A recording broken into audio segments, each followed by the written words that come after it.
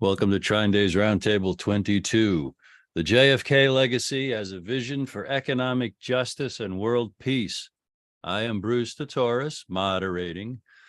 First, some presentations, and then we will have questions and answers with everyone. Alanna Hartzok will present. Alanna is an Earth rights visionary, preaching the gospel of the economics of Henry George and much more.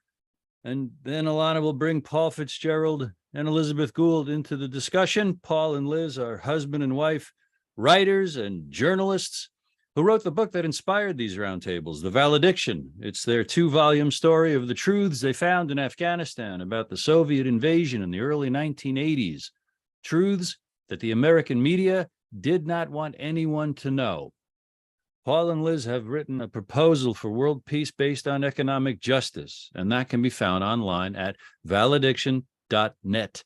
Click World Peace in the top banner. But first, our host, who has published more than 160 books in the past 20 years, books that question official history and show us things that we can't find anywhere else, Kris Millegan. Thank you very much. And again, I want to thank people for giving us your time, because, time is one thing that keeps on rolling around. And the older we get, the less we have. Okay. And so some basic questions. Why are we here? And what can we do? Well, we can, hopefully we're here to take care of our fellow human beings and to take care of our great Mother Earth that sustains us all here on this beautiful blue planet, hurtling through space. And then, what can we do? Well, we can do good, we can do bad, we can, do nothing.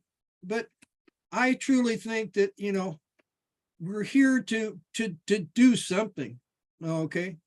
And one thing I like is a table and discussion, because we've got a lot of problems, and anybody will tell you that. But so how are we going to deal with them? And, you can have somebody say, okay, you do this, you do that, you do that. You can have somebody with a gun come up and say, hey, you better do that. But, it's time has, given us this republic with all of its flaws. But like the founder said, we're on our way to a more perfect union. And the way to get that is through discussion, figuring out how to do it. And I when Paul and Liz came at me with their book, I read it and I says, there's more here to this book than was just on the page. And here we have it. So onwards, let's have a great meeting. Excellent. Thank you, Kris. And now, as previously mentioned, Alanna Hartzok. Oh, hi. Thank you, Bruce. And greetings, and happy that you showed up to old friends and new. This very creative and synchronicity type of relationship began just 8 months ago with Liz Gould and Paul Fitzgerald, and then this gang of 4, which is Bruce Tatoris and Robert Millegan. We've been having these very thematic Earth rights and imperial mystical imperialism discussions now for the several months since I've joined. I've been asked to give some examples of how the policy prescription that Henry George brought forward has been implemented in 4 places. There are many more, but I'm going to focus on 4. And I will say that Henry George simply brought forth a perennial wisdom teaching. He rediscovered the basic wisdom teachings on how to have a fair, functional, harmonic society. And that's basically that the earth has to be shared, respected, treated as a trust, and not treated for profit or gain. This was the economics that was very inspiring when Liz heard about it a few months ago, and she saw that this would be a basis for economics of peace. And she had for many years, she and Paul been working with JFK's very important peace speech that he gave at American University a year before his assassination. So I'm going to talk about the Alaska Permanent Fund and land reform in California, and then 2 cities in Pennsylvania out of the 18 or so that have partially even implemented the policy approach, which is a public finance or taxation reform, actually quite simple to implement, just needing popular support. So the Alaska Permanent Fund, that being the 50th, or was it the 49th, the last 2 states brought into the Union, when they realized they would be getting a lot of money from corporations because of the need for access to oil. And the oil rent was very important. So Alaska has a commons. It has a common state constitution. It says that the natural resources belong in common to the people of the state. So when they were about to be extracting the oil, the then Governor Hamill encouraged the people to have discussions, and out of that came the Alaska Permanent Fund, which captured the unearned income, what we might call the commons rent of the oil resources of Alaska, and then was placed into a fund, an investment fund, out of which for the past several decades, each and every person, including children in Alaska, has received an annual dividend. Year of 2022, last year, each person, and the only requirement is being in Alaska 1 year, residing 1 year, received more than $3,300. That's a cash in the check in the mail in October. That's pretty significant addition income, say a family of 4, more than $13,000. So the people understand that this dividend is theirs by right of ownership of the oil resources of their state. They are highly educated about the importance of the fund. They look forward to receiving their dividends. I've written both a praise and some comments for improvement of the permanent funds and criticism. One is, if we want to shift to renewable energy, which one way or the other we need to, is not to base a citizen dividend or a citizen income on the depletable mineral resources. But the way to base a dividend could be from a very, very substantial source of unearned income, and that's surface land.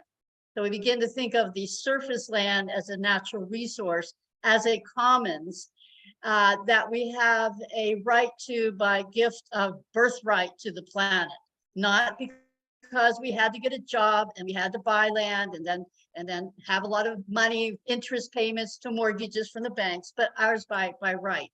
So now to the Right Act, WRIGHT, of California, early 1900s, when one person, Henry Miller, came to own 1 million acres of land. So obviously this prevented people who wanted to farm from getting affordable access. So a school teacher who understood what Henry George was all about got elected to the state legislature, and he passed the Right Act. That meant that there could be bonds issued, money raised for establishing irrigation districts in Alaska, in this region of the central region of California. It would be paid for by the increase in the land value. Of course, any infrastructure and improvements you make on the surface of land is reflected in an increase in that land value. So then the bonds would be paid off by that increased land value when the irrigation was established. So this went through, and it resulted in a land reform where about 7,000 small farmers were able to get affordable access, because the big landowner did not want to just keep paying for this increased tax on his land. So he was willing to let it go, and it would be able to be purchased with affordable price. This area of the Central Valley, apart from being a very formulated land reform, they started using this land rent or commons rent to finance other infrastructure and utilities for the growing communities. And there's been research showing that these communities were much healthier, much more diverse in the local economy than, of course, the communities that formed in then corporate agriculture areas. Now, what happened to the RIGHT Act, the successful the successful irrigation, localized public finance policy is this. The first lien on your land, if you did not pay your land value tax or your commons rent, went to the community. The second went to the bank. Primarily, it was going to be Bank of America, other big banks. The banks obviously did not like this being second in line. So they brought this to the Supreme Court until the third time in the Supreme Court, this ability to have financed irrigation and other infrastructure in those areas was completely abolished, completely canceled out. So now we have income taxes paid from everybody in the United States to subsidize corporate agriculture and their federally subsidized irrigation. So this was an example where there was not enough popular power or understanding of the importance to keep this in place. So this is an example of how the banks can get in the way. And in my view, how we need like the public banks that the Public Banking Institute, Ellen Brown, who wrote Web of Debt, is building movements towards. The third example is the capital city of Pennsylvania, Harrisburg, which in the late 1970s was the second most distressed city in the United States. Only East St. Louis was number one. So by federal distressed city criteria, Harrisburg was number two. They were desperately trying to find approaches that would help save the city when they came across this very, very important property tax reform. They began shifting their property tax off of buildings, production, and onto the value of the land location. Now, the city of 50,000 had about 4,000 boarded up buildings, quite depressed. With this relatively small application of shifting the property tax off of the buildings and onto the land value, those with boarded up buildings, the land hoarders and land speculators, were going to have to either start fixing up their property or sell it to people who were willing to do so. And that's exactly what happened. So it went to just from 4,000 to just a few hundred boarded up buildings in just a few years. The other thing that was remarkable is that jobs increased. Of course, you're having buildings, so you're having the local economy, jobs. You're having small businesses, that is where you find the hardware when you fix up your house. And you also had a decrease in arson and a decrease in crime.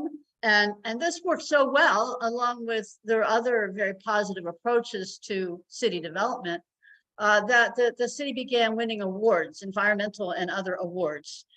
And so it's a very important example, but there are also many, many other cities in Pennsylvania and other places worldwide where we find similar positive influence. I want to go now to our third largest city of Pennsylvania, which is Allentown. So Allentown, again, a depressed city looking for solutions. They voted in a home rule charter that gave their city more power for local decision-making and control. And along with the home rule charter, they voted to switch their property tax base to this land value capture. You could call it different things, land value tax. I like to call it the commons rent, because you're actually capturing the rents of the common land for the common people, for common wealth. The second vote was called for by a few large landowners who were going to pay more.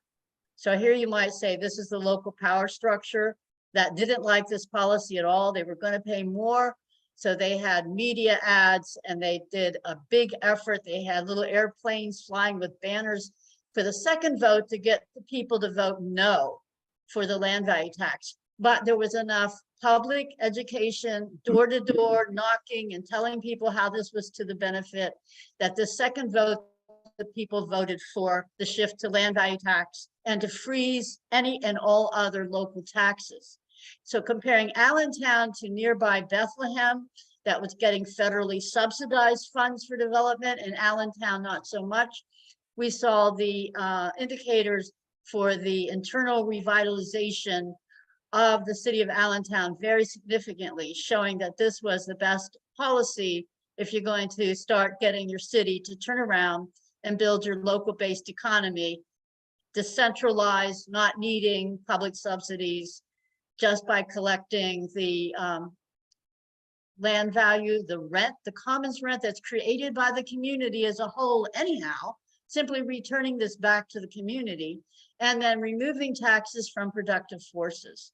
So there's 4 quick examples of how this works, how to get it to work, how with Allentown we can actually vote in economic democracy. It's just a matter of enough people understanding what to do and moving forward with the idea, both as activists to implement the policy and also as voters to keep the policy going and extending it.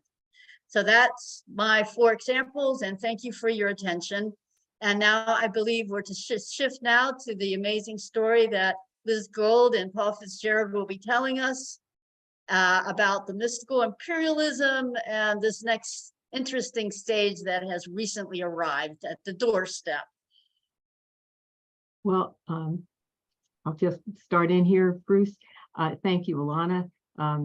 Thank you for the setup of the practical way in which this can, in fact, not just create the kind of basic community we need, but it also is directly connected to creating literally an economy of peace. And that is the key to understanding. Without the economy of peace, we are not going to stop the war. And that is one of the things that has to be understood. And I think more and more people across this country, if they really understood that that power of these kind of policies can actually turn us from an economy of war into an economy of peace, it would happen very rapidly, just like in Allentown. Once the people know the truth, it will stick with us. But what we really want to focus on now is another aspect of our story.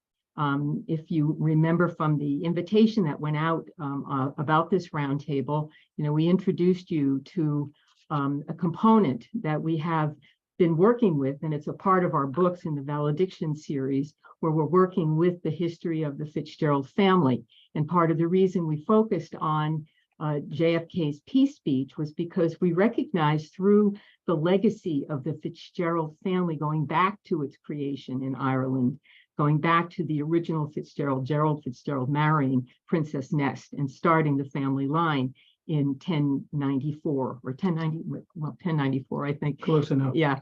And what that legacy became was I think they used to refer to the Fitzgeralds eventually, who were the Norman invaders of Ireland in 1169, who became more Irish than the Irish by the time they were decimated by Queen Elizabeth by the end of the Desmond Wars in 1153. So what we're really connecting to was this powerful mythology about the importance of the Fitzgeralds to the people of Ireland. And mythology works around and talks a lot about the return of Geardi Arla, who is this kind of mythological summation of the Fitzgerald legacy that went on for 400 years, from the time of the invasion until the destruction of the family by the Elizabethans.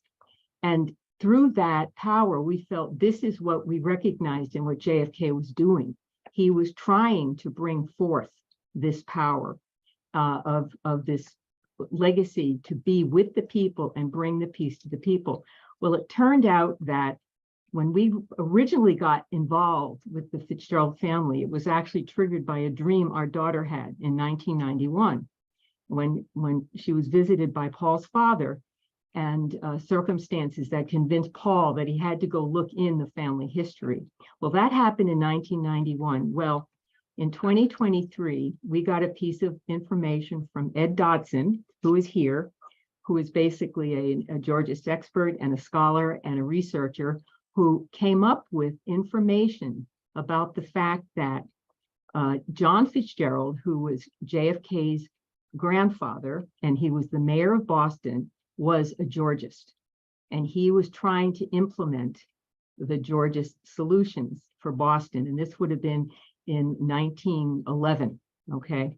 So what we want to do now is we wanted to tie that to the basic idea that what Honey Fitz was actually doing was in almost preparation for what he had prophesied, which was the birth, which was the elevation of his grandson to presidency. And what JFK tried to do was implement it. So what we see now is a direct connection to what we're trying to do, creating the economy of peace through the Georgist solution, is a continuation of this Fitzgerald legacy. So I want to invite Ed into the conversation, and Alanna. So we're going to be, going over a little bit of your role as the Georgist who brought us this important information, tying in with this aspect of, as I like to say, Ed, to you. I don't know if you ever imagined that the piece of information you provided us was when my daughter had the dream in 1991, which was the alpha, you provided the omega in 2023 by finding the information about Honey Fitz. So we just wanted, you to get your part of the story in here. Well, there are all sorts of coincidences in history and our experiences. We're engaged in all sorts of activities. We don't know where they're going to take us all the time. And my role within the Georgist community, which is a role I took on my own, is to become the movement's historian. And so over a long period of time, I have been going through all of the records that I've had access to. And most recently, in the last couple of years, that has involved going through the weekly newspaper, The Public. The Public was published from 1898 through 1919, edited by Lewis F. Post. And Post is quite a remarkable figure. He was an attorney, author, right-hand man, so to speak, for Henry George in his political campaigns. He ended up working in the Woodrow Wilson administration after he completed his editorship of The Public. And so going through The Public, this is a weekly publication. Each issue is about 25 pages, and I have been reading them one at a time, going back to 1898, and basically identifying individual articles and editorials, coding them so that they can be uploaded to my internet project, which is called the School of Cooperative Individualism, and making this material available for scholars and researchers and anyone who's actually interested in learning about the progressive side of the social sciences. And so I've made it through all of the issues from 1898 to 1911. I've just started on 1912. And I just, without even really knowing what I was coming across, came across the information about Honey Fitzgerald becoming the mayor of Boston and his involvement with the local single tax community there. I'm actually sure that if I had access to the records of the Henry George Club that was in Boston and the Henry George School that was also originated in Boston, that there would be probably a lot more detailed records than I've been able to have access to, but I don't know where those records are actually, or if they still exist. But that's where I am with this, and I'm glad to have found the information and committed to pass on any more information that I come across, but also invite anyone who has an instinct for doing historical research to visit my website. All of the issues of The Public have been uploaded in full. It will take me about another 2 years to get through the years 1912 through 1919 to resurrect the material that seems important code it into the computer and then upload it for future scholars and research. As Ed just said, it's going to take him alone another 2 years. Anybody who has some interest in helping us find more of the stories about Honey Fitz, now that's what we're looking for right now. In fact, we actually have a story to tell you that's in addition to the story about Honey Fitz.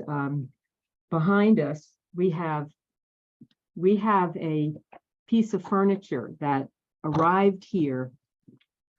Is that visible? Is that, Yeah, can people can see see it. that okay? Yeah. All right. Yes. Okay, this basically is Paul's grandfather's writing desk.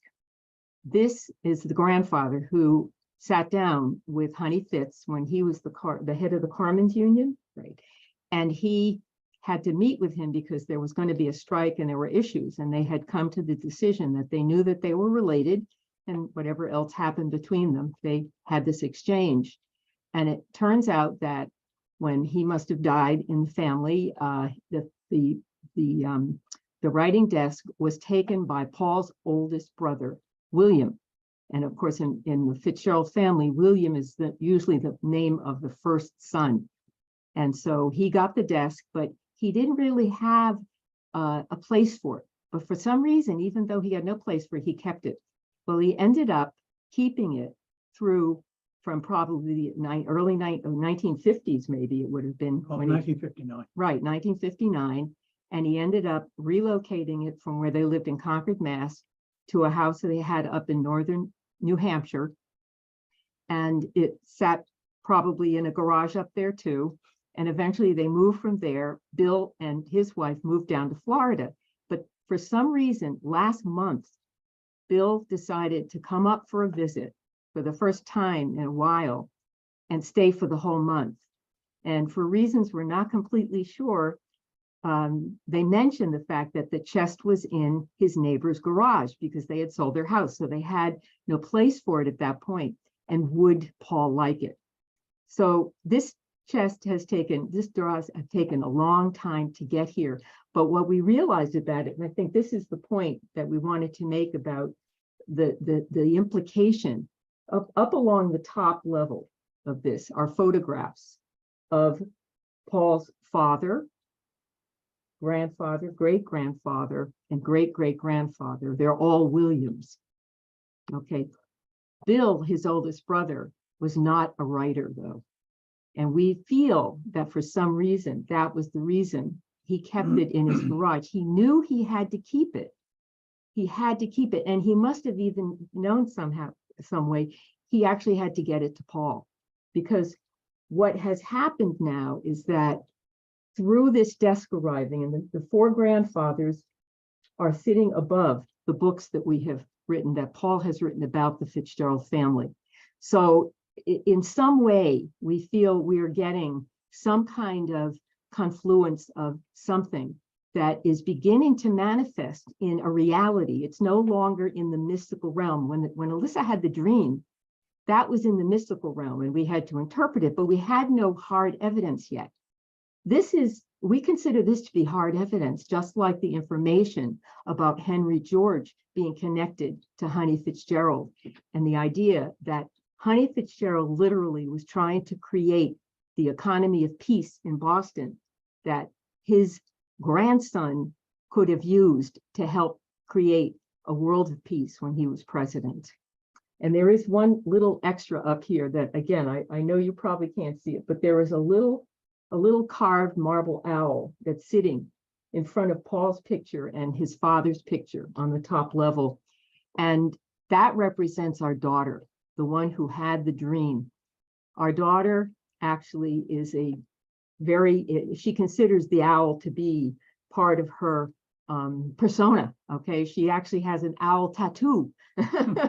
That's how much she is connected to owls. So we just wanted, again, to give you these pieces of the story so you could begin to appreciate, all of you, that even if you don't know that you're participating, you want to move in a little, if you're participating possibly in an activity that's going to help someone else in some way. So we all have to kind of approach everything that way, where we have to think about how this might help someone, anyone out there.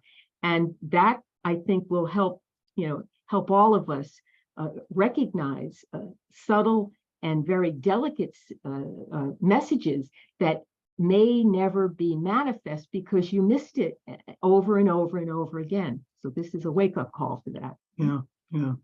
So when my brother Bill arrived and he brought with him the desk, he was transferring something from the oldest son of the oldest son of the oldest son of the oldest son of the oldest son to here, to our address. And because we could certainly put it to use in a way that he was not prepared to.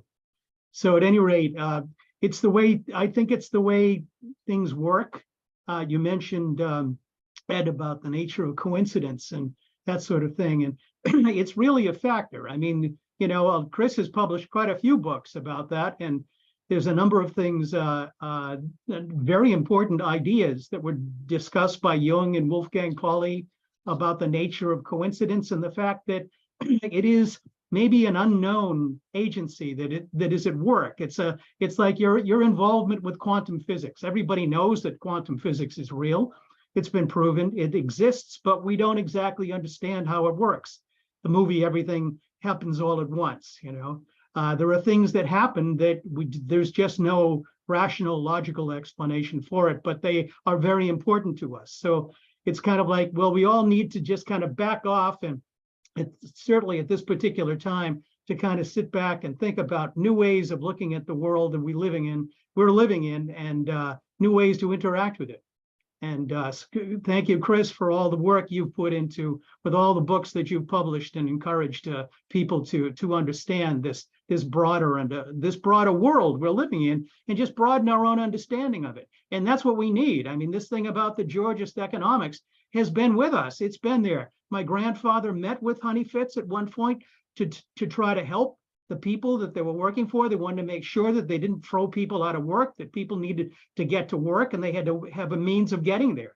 And so they worked it out individually and sat there and decided they traded stories about back in the old country in Ireland. My grandfather didn't get here until around 1900. So, he was a grown man by the time he finally showed up and he brought those stories with him. So I'm sure they must have had a rollicking time when they sat there. I wish I'd been a fly on the wall for that one. At any rate. I have a couple of comments that might be of interest if you're not already aware of this, but you just brought them to mind when you talked about your family's history going back to Ireland. Henry George lectured extensively throughout Ireland, and one of the people he influenced rather significantly was the Irish nationalist Michael Davitt. And I would expect that the Fitzgeralds very much were aware of and perhaps involved in that Irish nationalist effort that not only Davitt, but Charles Parnell was another of the major leaders. And all of Henry George's work contributed to raising an extensive amount of interest among Irish Americans in the struggles in Ireland. He was a correspondent for the Irish World, which was published in New York City and sent back, article after article of what was going on in Ireland. And his fame, Henry George's fame, increased incredibly because he was arrested and put in jail for a day or two by the British authorities. And when that was reported back in the United States, Henry George all of a sudden became an international figure.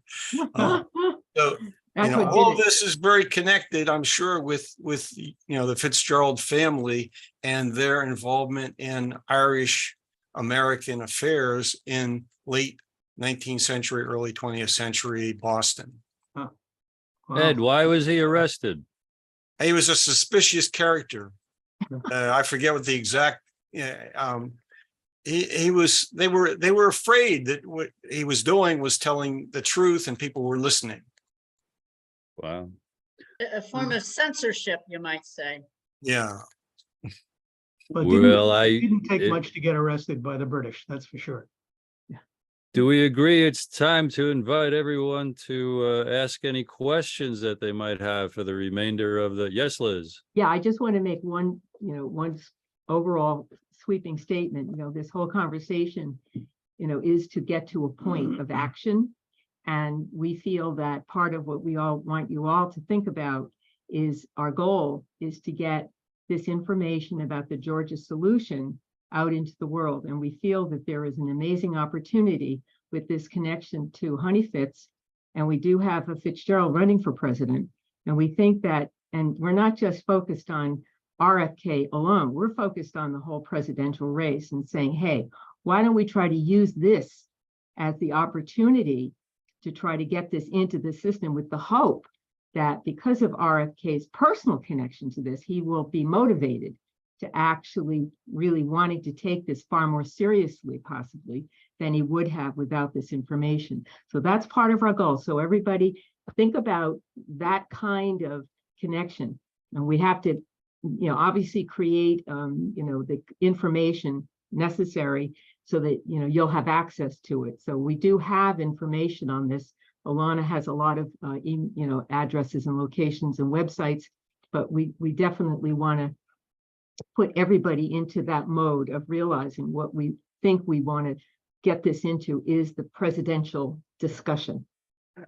And if, when you, with your questions, you could raise your hand, you can click the thing to raise your yellow hand, the icon in the thing. I'll see that. I'll try to call on folks one at a time. Who spoke up just now?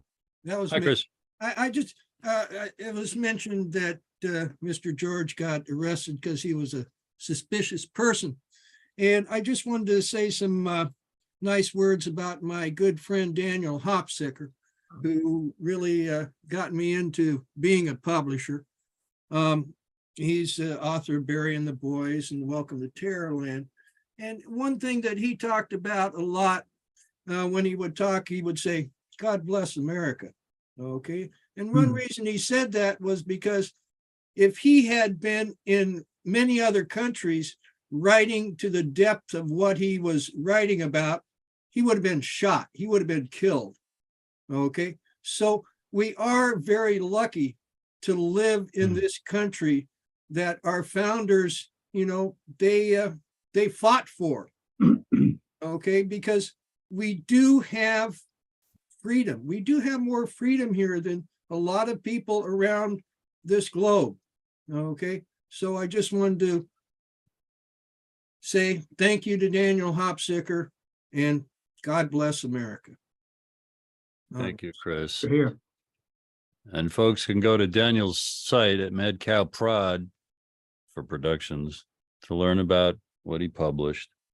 And I am looking for the first question. Who has it? Well, Ruth, you commented thusly in the chat. The confluence that Liz speaks is an example of quantum entanglement.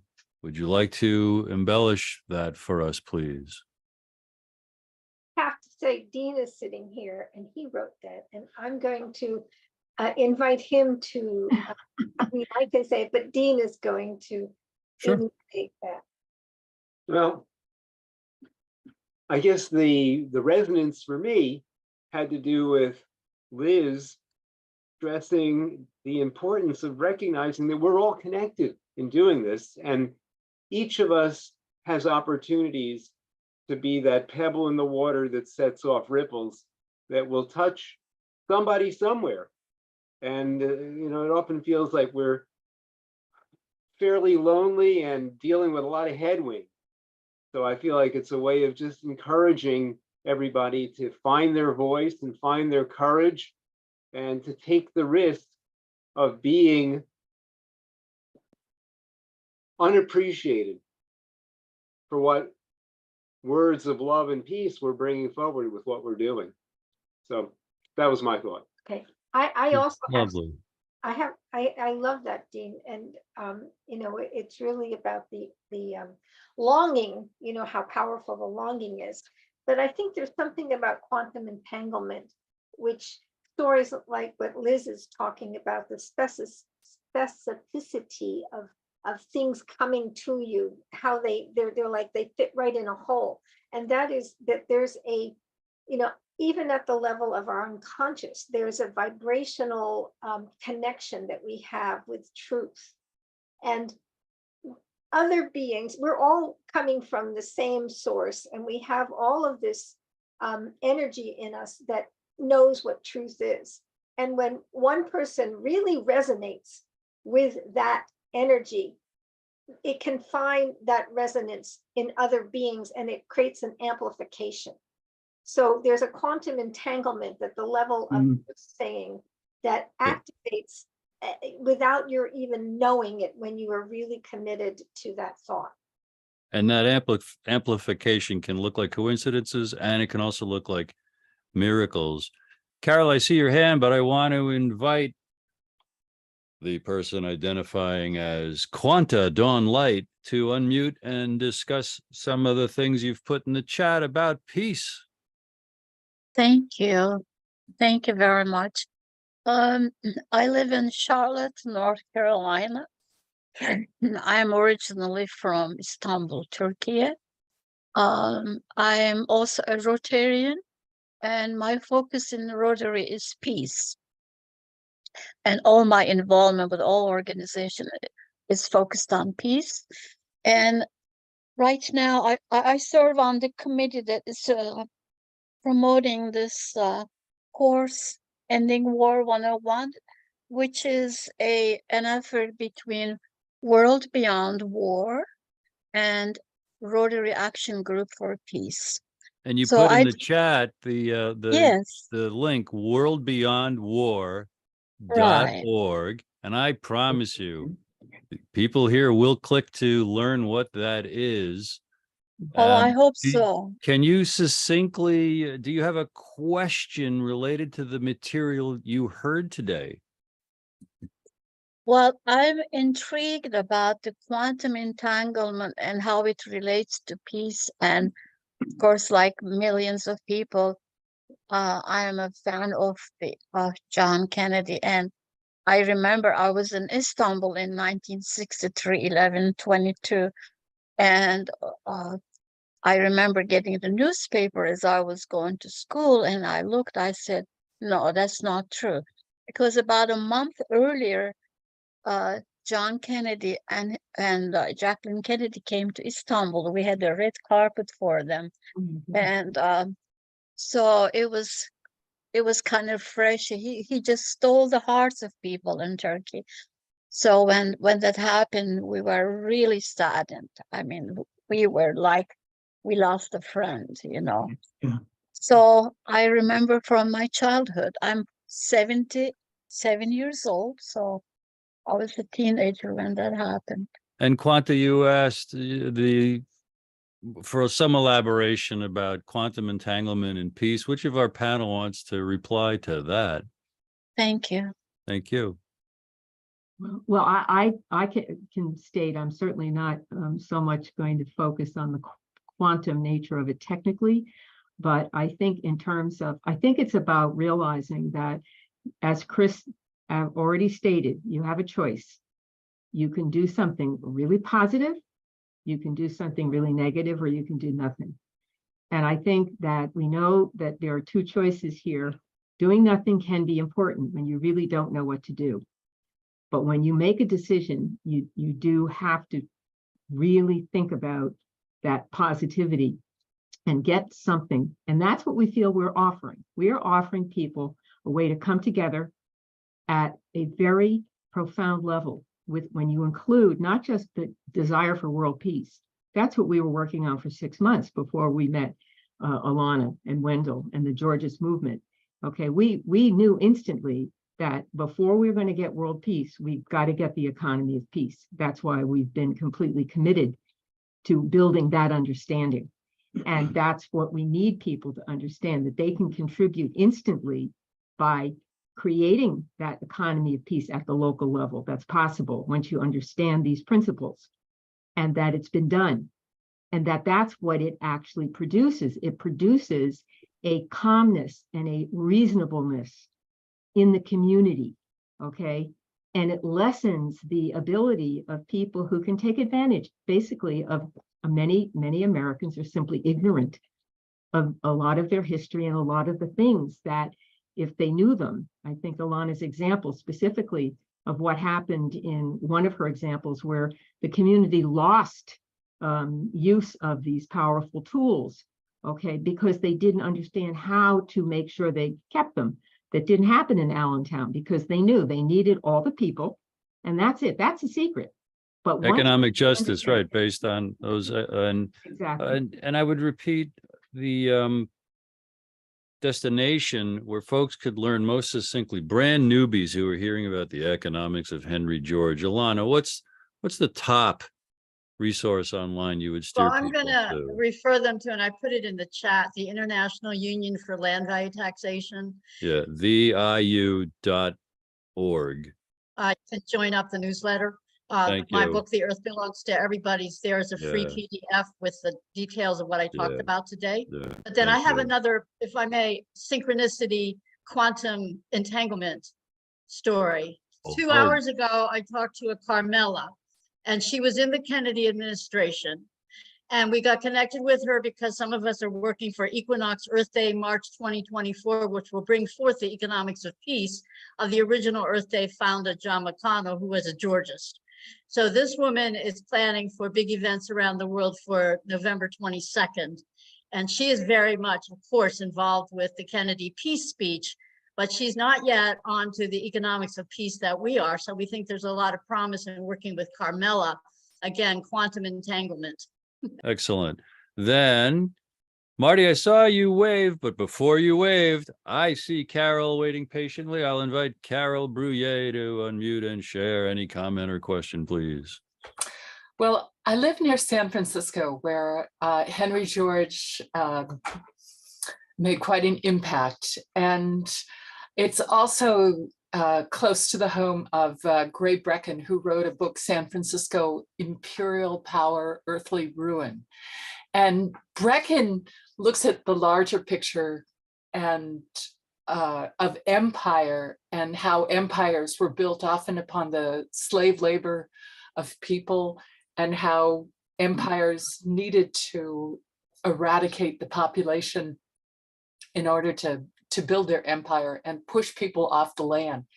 And I can't help but feel that right now, with the recent disaster in Hawaii, people are very concerned about the land grabs that are going on,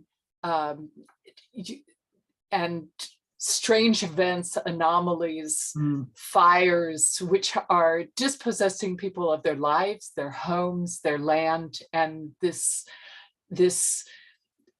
sort of dark, shadowy land grab that's taking place with the cooperation of governments and corporations and these public-private partnerships that are taking place. And I'm wondering if that is also a place for a conversation to open about these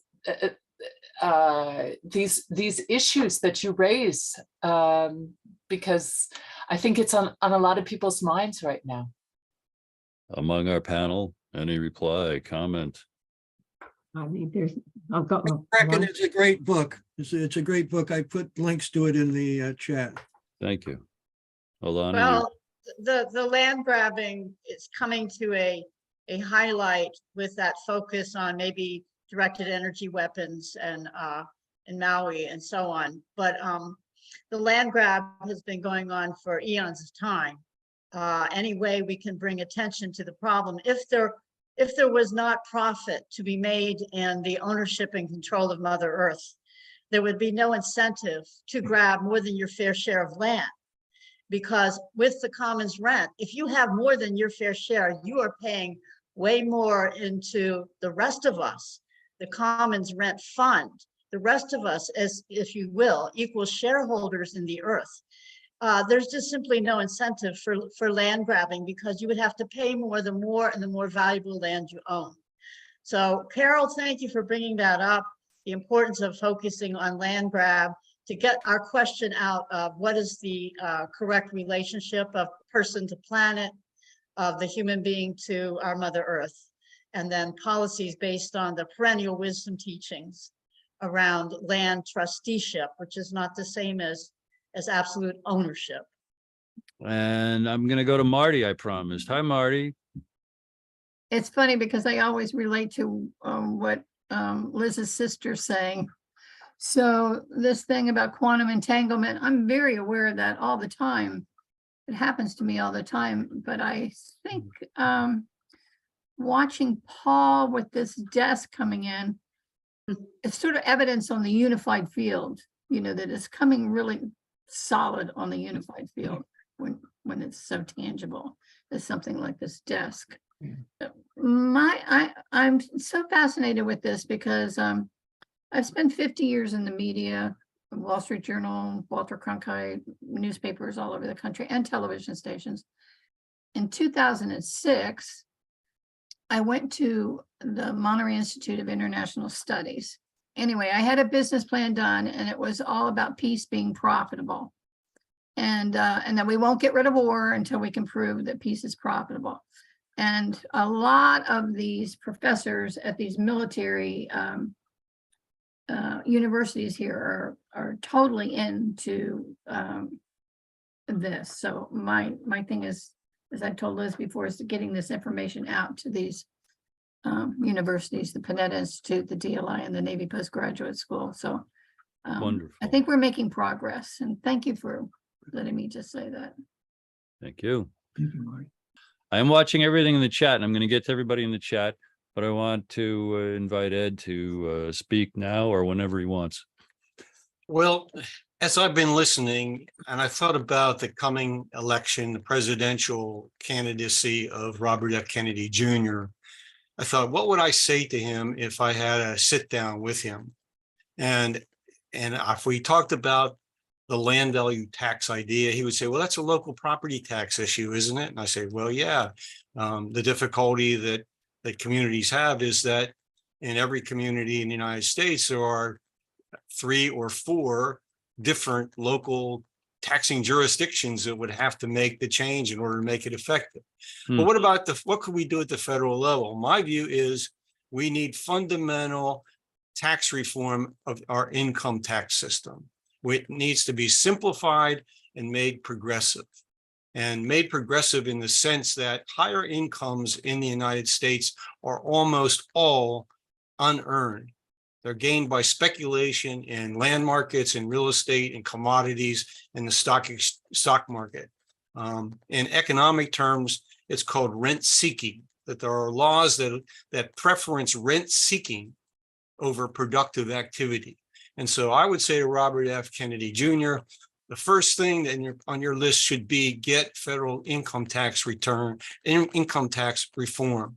Let's exempt all individual incomes up to the median income, eliminate all exemptions and deductions other than that, and then apply a increasing rate of taxation on higher ranges of income. When you get up to $10, $20 million or more, what's the problem with a 90% marginal tax rate on that income? Because it's almost all unearned. So that would be my message to our candidate. And it occurs to me, whoever you support, get this challenge of these kind of economics in front of all your candidates. Yeah. I would imagine. Ruth, I saw you've got your hand raised for a new thought, please. Hi. You know, it has to do with the fracturing and the devastation of what's happening in Maui, and what that does in terms of quantum entanglement and the loss of personal power. And it also has to do with being able to actually communicate with this community, this information, as a way of creating coherence and a solution to what is being done to them. And it's being done to them, and it's insidious and horrible. And they have no power except for if an understanding like this were to be brought to them. Yeah. And I feel like that would create the coherence that would allow what I consider, you know, the quantum entanglement, the kind of empowerment at the spiritual level that would allow them to start to face the power that is trying to devour them. Ruth, if you could give us some good connections, we could write possibly an open letter to the people of Maui, and we could put all this information in an open letter. And two, I wanted to mention Eastern Ukraine is mineral resource rich. So that was quote unquote worth fighting over. And the western part of Ukraine has the deep agricultural soil, and agribusiness corporations wanted access to that. They were not allowed in because they disallowed the GMOs and the glyphosate and so on of corporate agriculture. But now they've gotten control of the land. So the Ukraine war is very much a land and resource war. And to add about the income tax on the federal level, as you would know, the income tax started out as the kind of tax you're proposing, a high level, high end, unearned income type of tax. Over the years, it got built down into a wage tax on workers, which is pretty locked in. I don't frankly personally have any hope that we can do any positive reforms in the federal government level, which is why I believe we need to emphasize the decentralism and the building the local based economy, where we're not sending so much of our money to Washington, D.C. for nefarious purposes. I have a quick point to make. I think, Alanna, I think your point is absolutely well taken. Where do we put our energy? There's no question that we have to put our energy in getting the kind of information that's practical. But I still think Ed's idea of getting this into the head of a presidential candidate like RFK is still worthy, because at some point, when the people of this country really get it, and it starts local because that's the best way to get people educated. When they apply it and see the results, they're going to say, oh my God, now I know why Henry George was one of the most popular speakers in this country at the end of the 19th century.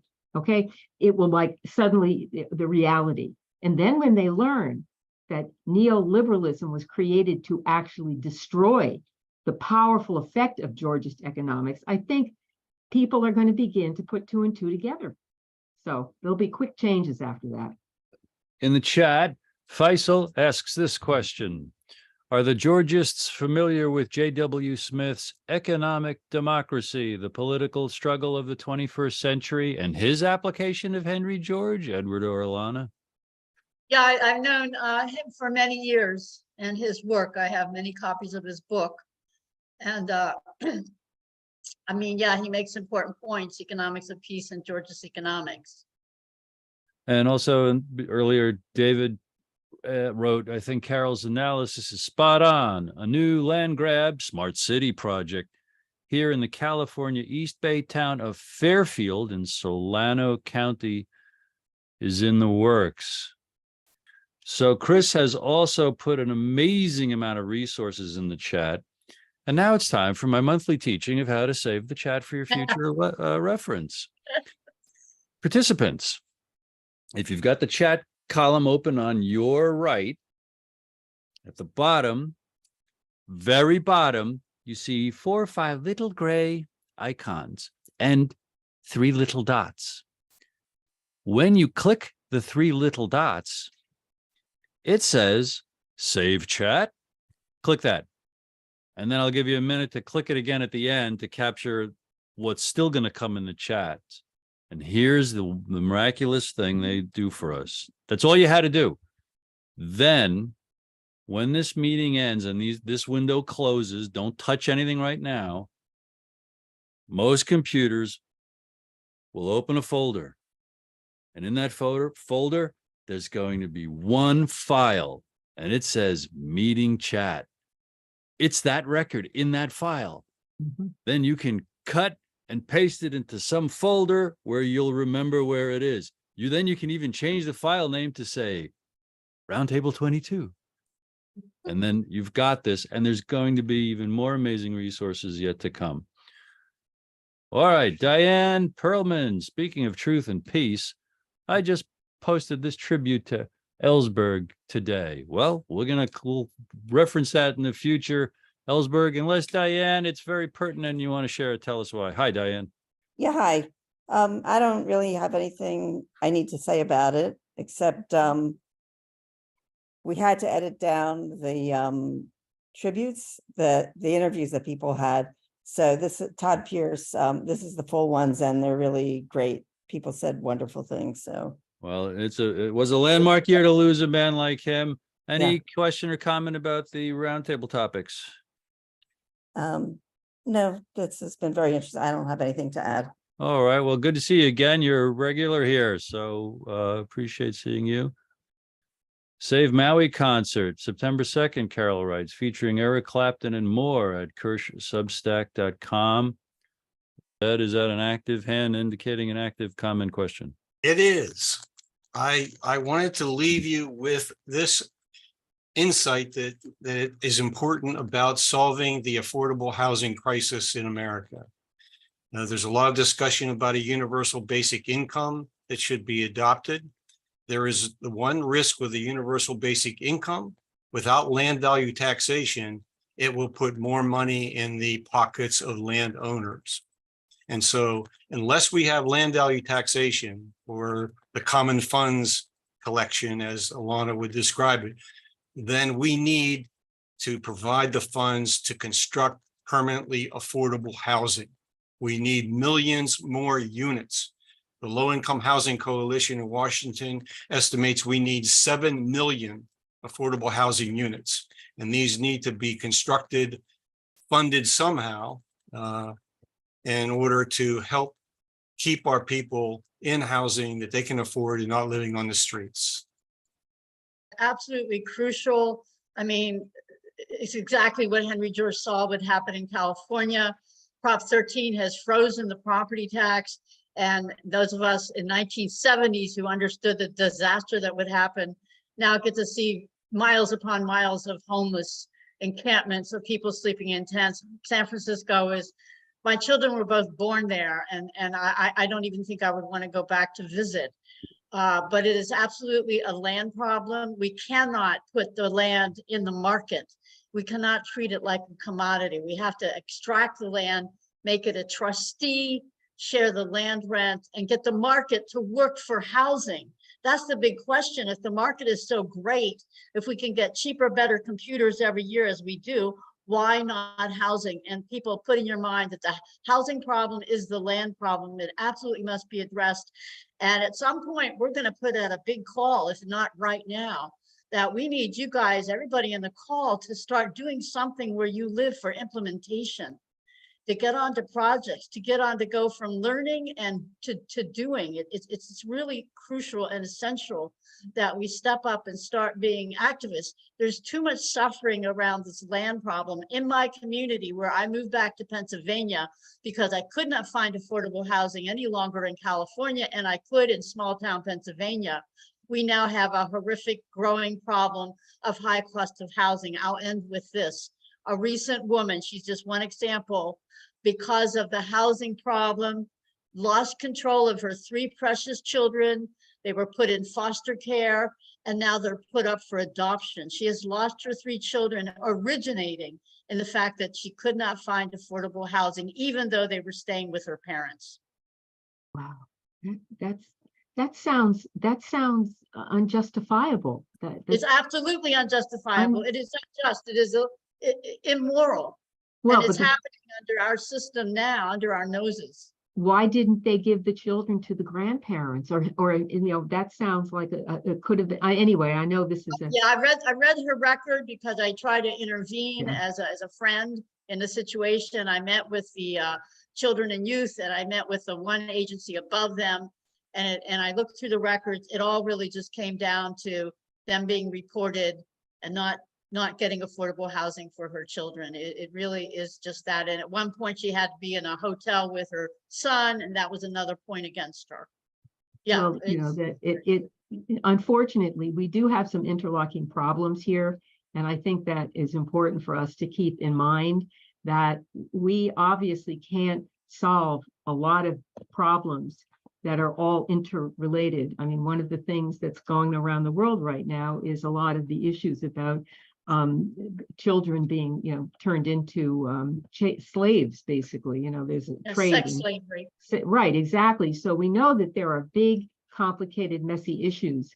And I do think, though, that this is the way I like to present this. Okay, step one. Okay, all right, local. What can you do locally to see through something where you have some kind of, it has some kind of an effect and it has a power that you can connect to. All right, that's what's so powerful, I think, about the Georgist information, that it gives you information, even if you personally may not be the one to do it, but you can spread the word to other people within your community. And there invariably is somebody who would become very, very active, because they realize there is a way to become active and effective. And I think that's the secret. It's the effectiveness. That's why Alanna detailed these examples for everybody at the opening so carefully, that whenever these solutions have been applied, even partially, they have almost an immediate effect and they begin to solve problems.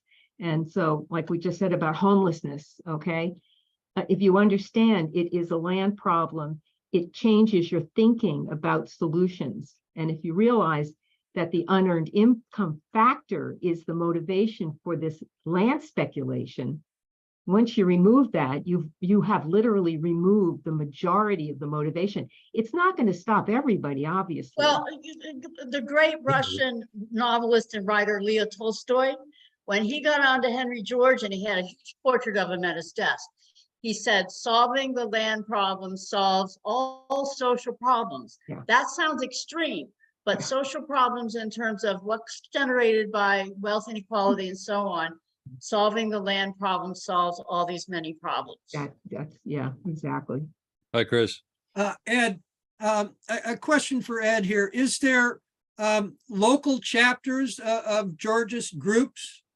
And how do people find out about them? Because, we can sit around a table and talk, but also if we can, start being active in our local communities, that is good. Yeah, there's a national organization. It's called Common Ground USA. And there are chapters scattered around the United States. Not everywhere, but the number of chapters is growing as the interest in land value taxation grows. So I would suggest anyone who is interested to find out if there's a chapter anywhere in your state or locality, just to go to the internet and type in Common Ground USA. There's regional chapters throughout the whole US.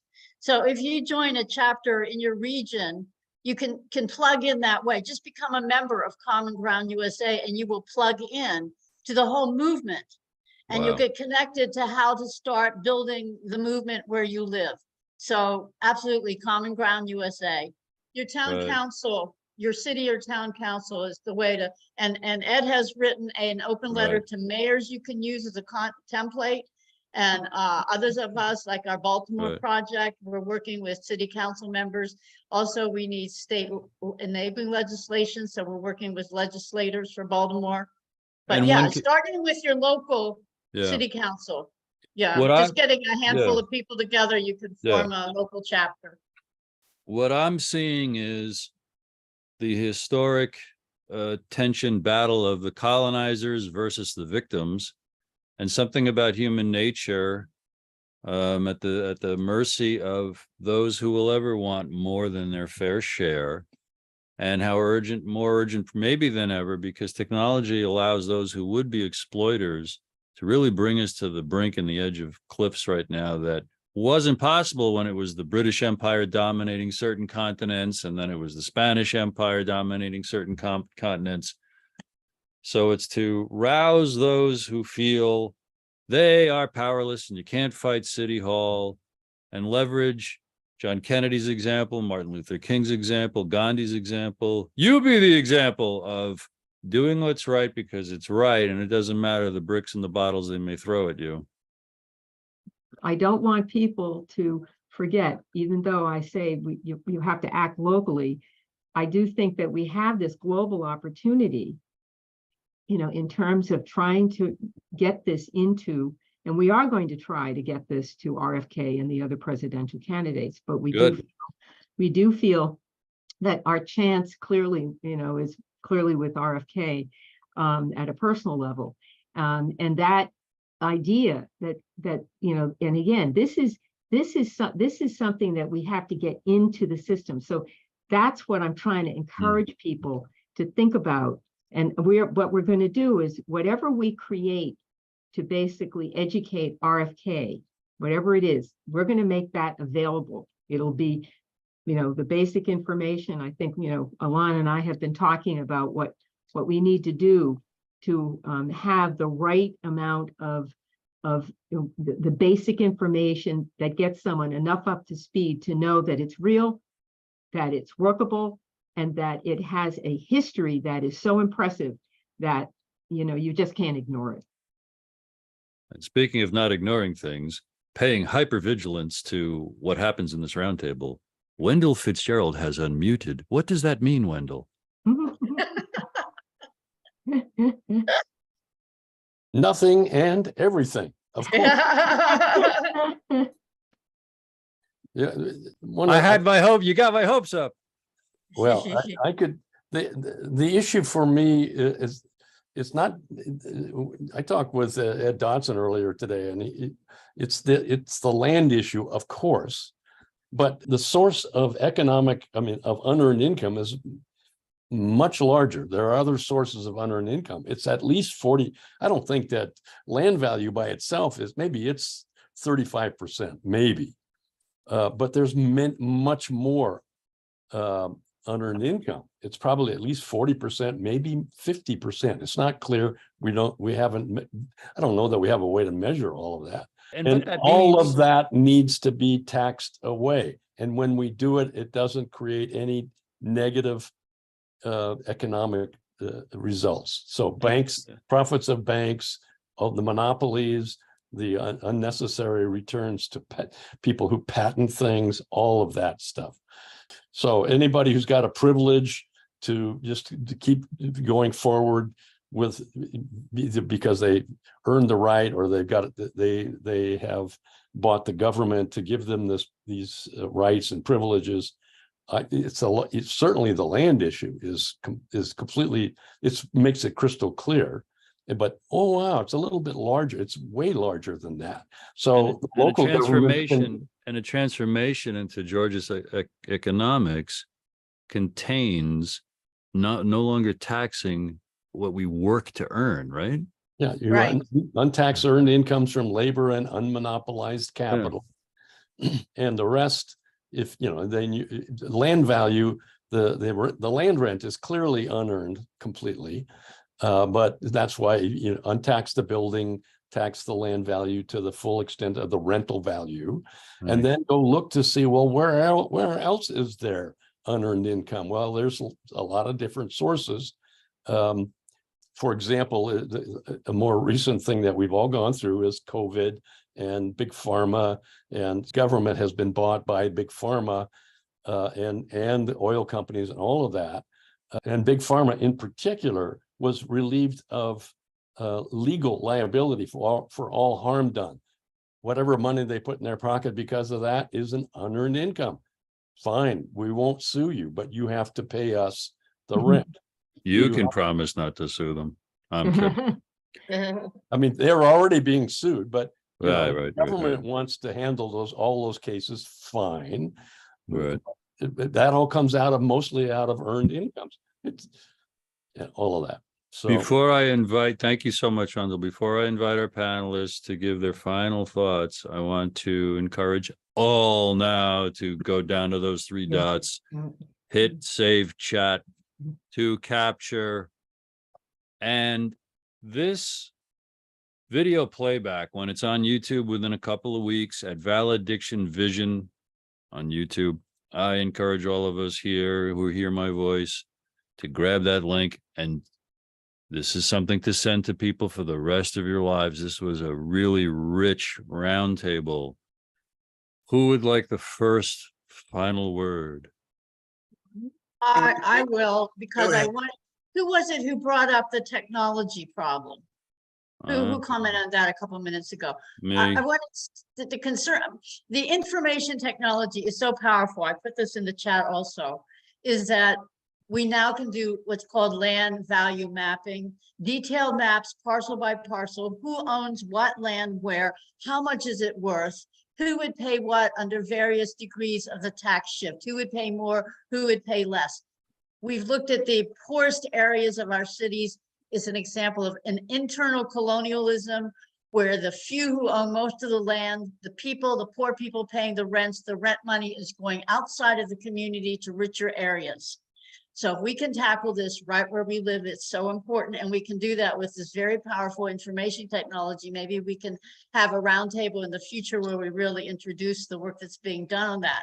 So I want to thank everybody for participating, having your heart and mind connected for this past hour and a half or so with these key ideas. Who knows what kind of synchronicities and wonderful coincidences this conversation will bring to us. I perceive many, many.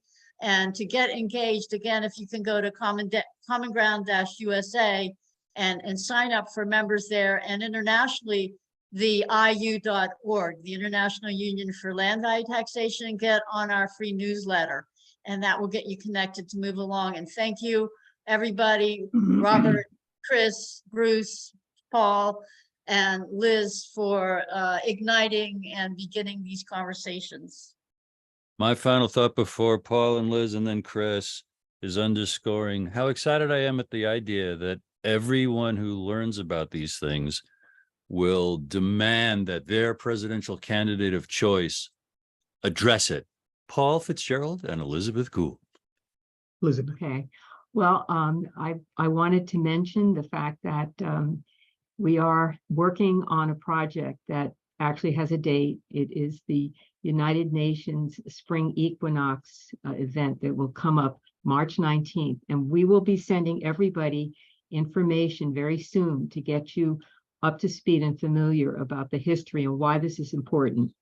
And it's something that we're building up to. So in conjunction with our attempt to try to get information to RFK and the other presidential candidates and get it into the national dialogue, okay, we have this international event to really begin to focus on too. So just to let you know, if you're here and we don't have your email address, please put it in the chat.